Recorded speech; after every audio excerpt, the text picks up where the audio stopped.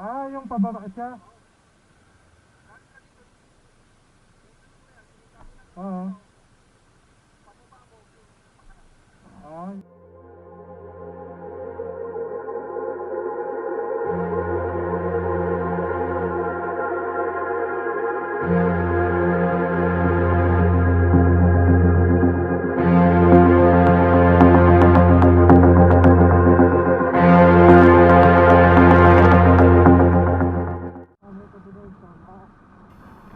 So, nandito tayo ngayon sa summer capital of Tarlac. Samahan niyo muli kami at ipapasyal ko kayo at hahanapin natin ang tinatawag nilang Canding Falls.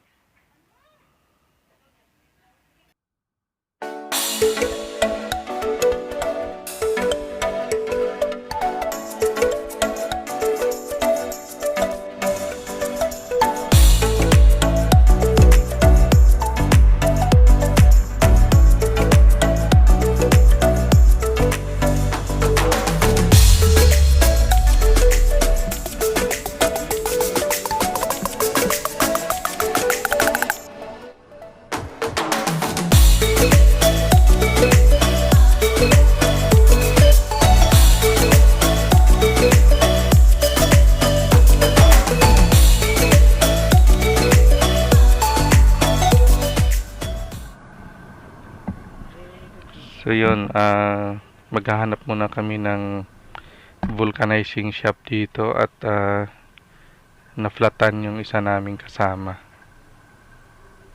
So yan, ganito yung mga bahayan dito sa probinsya ng Tarlac.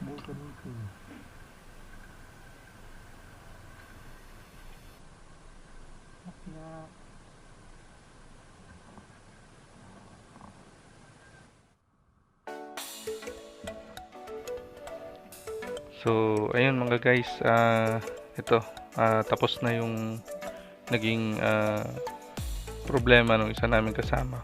Tuloy na ulit tayo sa paghahanap sa Canding Falls. So, yan, feel na feel mo talaga yung probinsya talaga siya. So, ayan, puro halos taniman ng palay. Ayan.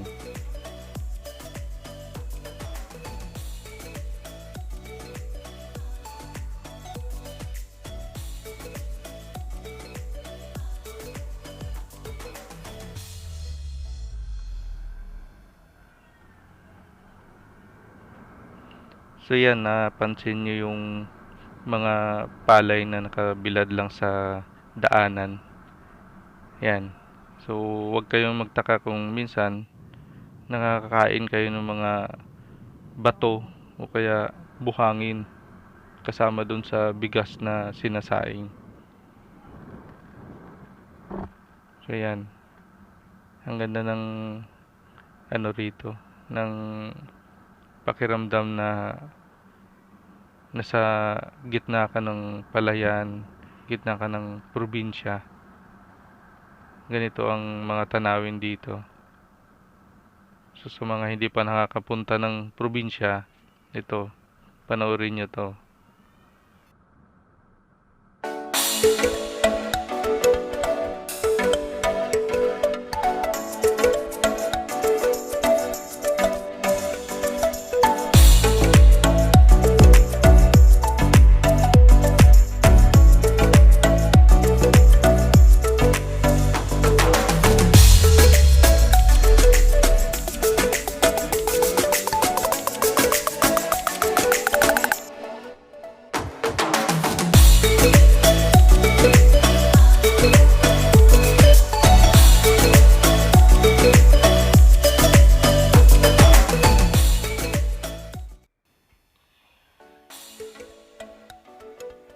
Hala, ano na itong napuntahan namin?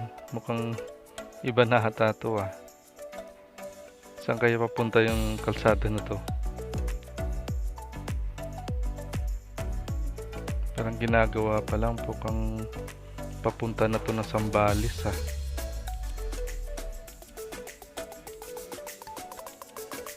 Wala man lang mapagtanungan. Ano kayang dulo nito?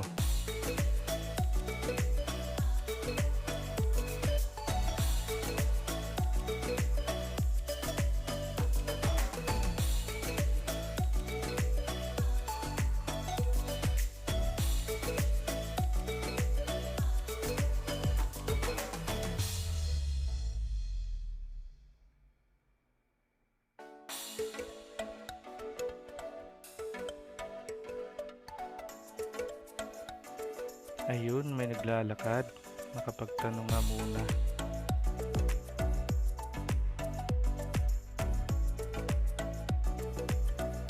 So, ito na nga yung itinuro nung napagtanungan namin.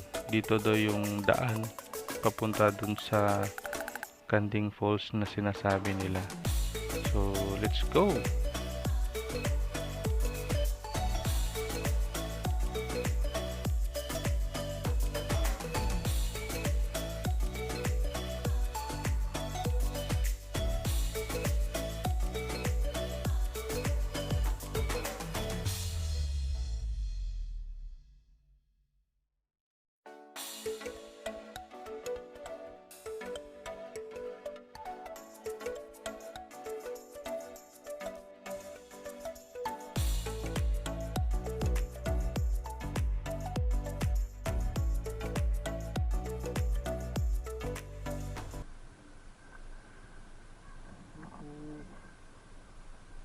Ay. Dito bang Canding Falls? Punta. Saan nang ano dito lang iiwan tong mga motor? Yung mga motor dito lang iniwan. Sige.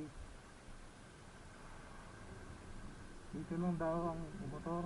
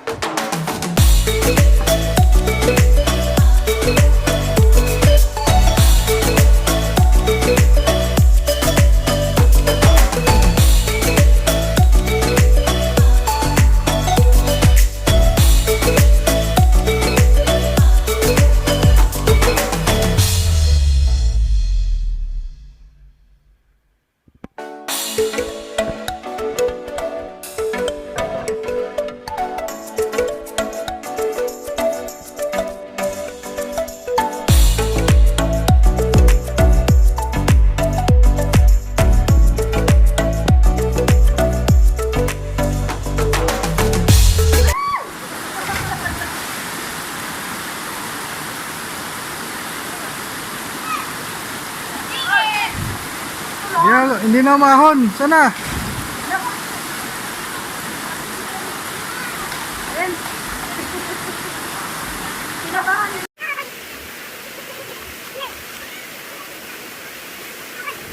much? You know how many earn?